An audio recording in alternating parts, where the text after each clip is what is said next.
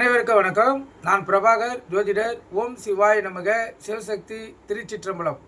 இப்போ நான் என்ன சொல்ல போகிறேன்னா, இந்த சர்பதோஷம் இதனால் திருமணம் தடை, குழந்தை பாக்கியம் தடை, பொருளாதாரத்தில் வீழ்ச்சி ஏற்படுறதுக்கு மிக மிக முக்கியம் இந்த சர்பதோஷம் தான். கருத்தில் கொள்ளுங்க. அதை பற்றி எனக்கு தெரிஞ்ச கருத்துக்களை சொல்கிறேன். கருத்து கொண்டு நீங்கள் பயன்பெறுங்க. அனைத்து கிரகங்களும் ராகு கேதுகளிடையே அமைந்து ஜாதகத்தில் பாதி கட்டங்கள் காலியாக இருந்தால் அது பூர்ண காலசர்ப தோஷமாகும். ஏதேனும் ஒரு கிரகம் வெளியே அமர்ந்தாலும் அது காலசர்ப தோஷமாக ஆகாது. ஜாதகரையும் அவ்வளவு பாதிக்காது. லக்னம் 7ஆம் வீடு தவிர மற்ற வீடுகளில் அமரும் ராகு கேதுகளை பொறுத்து சர்பதோஷம் பல வகைப்படும். இப்போ ராகு முதல் வீட்டிலையும் அதான் லக்னத்திலையும் கேது 7ஆம் வீட்டில் இருக்க மற்ற கிரகங்கள் இவர்களையே அமைவதே அனந்த கால சர்ப தோஷமாகும். இது விபரீத கால சர்ப தோஷம்னு கூறலாம். இவர்கள் பல இடையூறுகளும் கஷ்டப்பட்டு பிறகு தங்கள் சொந்த முயற்சியால் வாழ்க்கையில் முன்னுக்கு வருவார்கள். எனினும் திருமணம் இவங்களுக்கு காலதாமதமாக கருத்தில் கொள்ளுங்க. இவங்களுடைய வாழ்க்கை பார்த்திங்கன்னா 6 மாத காலங்கள் சிறப்பாகவும் 6 மாத காலங்கள் கஷ்டமாக அமையும். அது எப்படி வேணால் வரலாம். 6 வருஷம் வேணால் வரலாம், 6 மாத காலம் வரலாம், ஒரு வாரம் கூட வரலாம். ஒரு வாரம் மகிழ்ச்சியாக இருப்பாங்க, ஒரு வாரம் துன்பத்தில் இருப்பாங்க. இது போல் அமைப்பு கொண்டவங்களுடைய வாழ்க்கை இப்படி தான் செயல்படும். அதே போல் இவங்களுக்கு கூட சென்றால் கூட்டு மரணங்கள் வர்றதுக்கு அதிக வாய்ப்பு. ஏன்னா அம்மா, அப்பா, தங்கச்சி, அண்ணன், தம்பி, அத்தை, மாமா, மாமனார், மாமியார், சித்தி, சித்தப்பா அனைவரும் அந்த பாம்புக்கிட்ட மாட்டின்னுக்கிறாங்க. அதனால் கூட்டு மரணங்களை இந்த அமைப்புகள் ஏற்படுத்திடும். விழிப்புணோடு இருந்து இது போல் அமைப்பு இருக்கும் கூட, அதாவது தொலைதூர பயணங்கள் மேற்கொள்ளக்கூடாது. விழிப்புணோடு இருந்து உங்களை தற்காத்துக் கொள்ளுங்க. இப்போ சங்க சூட சர்பதோஷம் அதாவது சர்பதோஷத்தில் பல வகை இருக்குது. அதில் எனக்கு தெரிந்த வகைகளை சொல்கிறேன். கருத்து கொண்டு பயன்படுங்க. ராகு 9ஆம் வீட்டிலையும் கேது 3ஆம் வீட்டிலும் இருக்கும் ஜாதகர் அமைப்புடையோர், அதாவது எதுக்கு எடுத்தாலும் பொய்குருவராக இருப்பார். அதே போல் முன்கோபியும் கூட. வாழ்க்கை இவருக்கு ஏற்றத்தாழ்வு நிறைந்ததாகவே இருக்கும். இதுக்கு பேர் தான் சங்கட சூட சர்பதோஷம். கருத்தில் கொள்ளுங்க. அடுத்த சர்பதோஷம் பார்த்தீங்கன்னா கரக சர்பதோஷம். ராகு 10ல் இருக்க கேது 4ல் இருந்தால் இது சட்ட சிக்கல்கள் வரும் தோஷமாகும். அரசாங்கத்தால் தண்டனை உண்டு. 10ல் இருக்கும் ராகு இருட்டு சம்பந்தமான தொழிலை கொடுப்பார். அதே போல் புகைப்படம், எஸ்கிரே போன்ற தொழில் கிடைக்கும். ராகுக்கு இடம் கொடுத்த ராசியாதிபதி கெட்டால் சட்டத்துக்கு புறம்பான வேலைகளை இந்த ஜாதகரை இந்த கிரகம் செய்ய தூண்டும். அதனால பிரச்சனைகள் அவருக்கு ஏற்படும். கருத்தில் கொள்ளுங்க. அதுக்கு அடுத்த தோஷம் பார்த்தீங்கன்னா குளிகை சர்ப தோஷம். ராகு 2ஆம் வீட்டிலையும் கேது 8ஆம் வீட்டிலும் இருந்தால் உடல்நலம் கெடும், இழப்புகள், விபத்துகள் நேரும், பொருளாதார பாதுகாப்பற்ற நிலை ஏற்படும். ராகுக்கு இடம் கொடுத்த ராசியாதிபதி பலம் பெற்றிருந்தால் வெளிநாட்டு பயணம் யோகம் ஏற்படும். அந்த ஜாதகருக்கு கருத்தில் கொள்ளுங்க. அதுக்கு அடுத்த தோஷம் வாசிக்கு சர்ப தோஷம். ராகு 3ஆம் வீட்டிலையும் அதில் ஆண் போட்டு லக்கணும், அதுதான் 1ஆம் வீடு. கருத்தில் கொள்ளுங்க. எல்லாமே அது அடிப்படையிலே வரும். ராகு 3ஆம் வீட்டிலையும் கேது 9ஆம் வீட்டில் இருந்தால் இந்த தோஷம் ஏற்படும். அதாவது வாசி சர்ப தோஷம் ஏற்படும். இந்த தோஷம் தொழிலில் பல பிரச்சனைகளை ஏற்படுத்தும். காது மற்றும் இளைய சகோதரர்களால் இவர்களுக்கு பிரச்சனை உண்டாகும். கருத்தில் கொள்ளுங்க. அடுத்து சங்க கல்ப சர்பதோஷம்.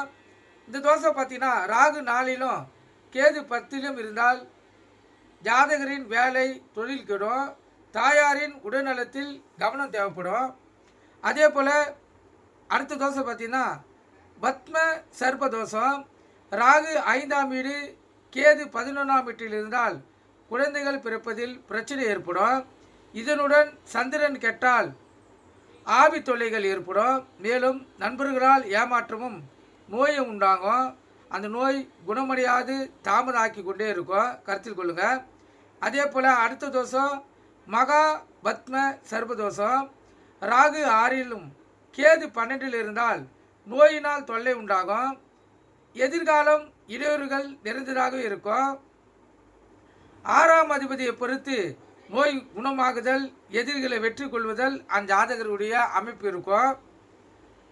இதுக்கு அடுத்த தோஷம் தசகா சர்பதோஷம். இது கேது லக்னத்தில் ராகு 7ல் இருந்தால் முன் யோசனையும் வியூகம் செய்யும் ஆற்றலும் அந்த ஜாதகருக்கு சிறந்து விளங்குவார். தன் செல்வத்தை மது மாதில் இழக்கக்கூடிய வாய்ப்பை இந்த தசகா சர்பதோஷம் ஏற்படுத்தும். அதே போல் திருமண வாழ்க்கையில் அவருக்கு திருப்திகரமான வாழ்க்கை அமையாது, எப்பொழுதும் தொல்லைகள் இருந்து கொண்டே இருக்கும். அதுக்கு அடுத்த தோஷம் கார்கோடகா சர்பதோஷம். ராகு 8லும் கேது 2ல் இருந்தால் இந்த கார்கோடகா சர்பதோஷத்தை உண்டாக்கும். தந்தையின் சொத்து இந்த ஜாதகருக்கு கிடைக்காது. எதிரிகள் இந்த ஜாதகருக்கு அதிகமாக இருப்பாங்க. இதுக்கு அடுத்த தோஷம் பார்த்தீங்கன்னா விஸ்தரா சர்பதோஷம். ராகு 11லும் கேது 5ல் இருந்தால் குழந்தைகள் தொடர்பான பிரச்சனைகளை இந்த விஸ்தரா சர்பதோஷம் ஏற்படுத்தும். அடிக்கடிக்கு பயணம் செய்யக்கூடிய சூழ்நிலையை ஏற்படுத்தும். வாழ்க்கையில் பிற்பாதி நன்றாக அமைத்து கொடுக்கும். பிற்பாதினா 35 வயதுக்கு மேலே இந்த ஜாதகர் சிறப்பான வாழ்க்கையை பெறக்கூடிய வாய்ப்பு ஏற்படும். இதுக்கு அடுத்த தோஷம் சேஷா நாக சர்பதோஷம். இந்த ராகு 12லும் கேது 6லும் இருந்தால் உடல்நலத்தில் பிரச்சனைகள் ஏற்படும். வழக்குகளில் சிக்கல்கள் உண்டாகும். எதிரிகள் தொல்லை அதிகமாக இருக்கும். கருத்தில் கொள்ளுங்கள். இப்போ இந்த சர்பதோஷம் வர காரணம் என்னன்னு ஒரு கேள்வி ஒன்று வரும். கருத்தில் கொள்ளுங்கள். நமது இந்த பிறவியில் தோஷங்கள் அமையப்பெற்ற ஜாதகம் வர காரணம் நாம் முற்பிறவியில் செய்த கருப்பினர்களே ஆகும். முற்பிறவியில் பெரியோர்களை துன்புறுத்தினாலோ அல்லது 2 பாம்புகள் இணைந்திருக்கும் போது அவற்றை கொல்ல முயன்றாலும் ஒற்றுமை மற்றும் அதாவது கொல்ல முயன்றாலும் ஒன்றை மட்டும் கொன்றாலும் மற்றது தப்பித்து விட்டாலும் அது மிக கொடூரமான பாவமாகும். இப்பாவம் செய்தவர்கள்தான் மறுபிறவில் லக்னத்தில் ராகு அல்லது கேது தனித்திருக்க பிறப்பார்கள். இதுக்கு பரிகாரம் பார்த்தீங்கன்னா தங்கம் நிரம்பிய குடம் அல்லது தெய்வீகம் நிறைந்த பொருள்களுடன் கும்பம் வைத்து வழிபட்டால் தோஷம் நீங்கி செல்வ செழிப்பு உண்டாகும். அதே போல் பட்டு சாத்துதல், தானியம் மற்றும் திவ்ய ஆபரணங்கள் வழங்குதல் இந்த தோஷத்தை விளக்கும். அதே போல் கல்வி மற்றும் சுபிட்சை வாழ்வு அந்த ஜாதகருக்கு உண்டாகும். உப்பு காணிக்கை செலுத்தினால் சர்பதோஷம் விலகி உடல் நலம் பெறும். மஞ்சள் காணிக்கை செலுத்தினால் சர்பதோஷங்கள் விஷத்தன்மை நீங்கும். நல்ல மிளகு, கடுகு, சீரகம் இது போன்ற நைவேத்தியமாக செய்தால் நாகதோஷமிலிருந்து விடுபட்டு ஆரோக்கியமான வாழ்வை அந்த ஜாதகர் பெறலாம். அதே போல் மஞ்சள் பொடி, பால் நைவேத்தியம் படைத்தால் தோஷத்தினால் ஏற்பட்ட குறைகள் நீங்கி குழந்தை பாக்கியம் அவங்களுக்கு உண்டாகும். தோஷ பரிகாரத்துக்கு மஞ்சள் பொடி காணிக்கை, பால் பழம், பால் பாயாசம், அப்பம், இளநீர், பூக்கள், அபுல் நைவேத்தியம் செய்தால் சிறப்பான பலன்களை நம்மளால் பெற முடியும். இந்த பரிகார தலங்களை பார்த்தீங்கன்னா குன்றத்தூர் சேர்க்கிறார் பெருமான் ஏற்படுத்திய திருத்தலம் ராகு பகவானுக்கு பரிகார தலமாக அமைந்துள்ளது. ராகு கேது பிடிக்கும் மற்றும் 7 கிரகங்களும் அகப்பட்டு தன் பலத்தை இழப்பது பெரிய தோஷமாகும். அது இத்தோஷம் உள்ளவர்கள் இத்தலத்தில் வந்து ராகு கால பூஜையில் கலந்து கொண்டு பரிகாரம் செய்தால் தோஷம் நிவர்த்தி அடைந்து நன்மை பெறலாம். அதே போல் காஞ்சிபுரம் காமச்சம்மன் கோயிலுக்கு அருகே உள்ள தலத்தில் மகாலன் எனும் நாகம் காலாந்திரநாதர் ஆணைப்படி இங்கு லிங்கம் அமைந்து பூஜித்து மூலவர் மகேஸ்வரர் இது ராகு கேது பூஜித்த தலமாகும். இங்கு வழிபட்டு வந்தால் சர்வதோஷ நீங்கும். அதே ஆதிதேசன் பூஜித்து அருள் பெற்ற தலம் ஸ்ரீ வடிவுலம்மாள் உடனுரை ஸ்ரீபடம்பாத்தநாதர் மற்றும் ஸ்ரீ மாணிக்கநாதர் வணங்குவர்கள்.